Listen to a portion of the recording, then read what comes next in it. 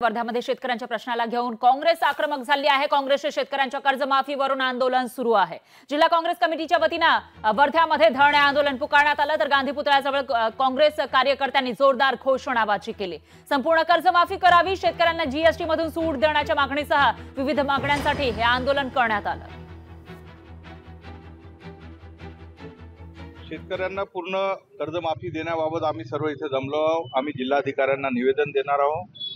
आता आपण पाहत आहे का नैसर्गिक परिस्थितीमुळे शेतकऱ्यांचे काय हाल होऊन राहिलेले आहे। उत्पादनावर जे आधारित जे काही रक्कम आहे ती रक्कम त्यांना मिळत नाही, योग्य भाव मालाला मिळत नाही। त्याच्यामुळे शेतकऱ्यांना हा जो सर्व भुर्दंड सोसावा लागत आहे। दिवसेंदिवस शेतकरी हे कर्जात बुडत चाललेले आहे। त्याच्यासाठी आमची सर्वांची यावेळेस शासनाला विनंती राहील की शेतकऱ्यांना सरसकट पूर्ण कर्जमाफी करण्यात यावी। जेव्हा अतिवृष्टी होते त्याच्यासाठी जो पैसा मिळणार असतो तो वेळेवर मिळत नाही आणि अशा अनेक बाबी आहेत ज्यामुळे अगदी त्रस्त आपला शेतकरी झालाय। आणि म्हणून काँग्रेस पक्ष आजच नाही पण आधी सुद्धा पहिलेपासून आपल्या शेतकऱ्यांच्या बाजूनी उभा राहिला आहे। शेतकऱ्यांची कर्जमाफी सुद्धा काँग्रेस पक्षानेच केली होती, 2दा-3दा केली होती।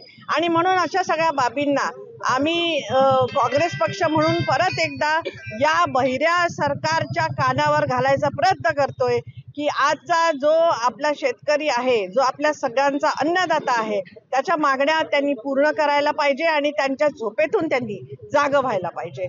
या मागण्यांसाठी आज आम्ही इथं धरणे आंदोलन करत आहोत। लोकशाही मराठी ऐका, पहा, जागरूक रहा।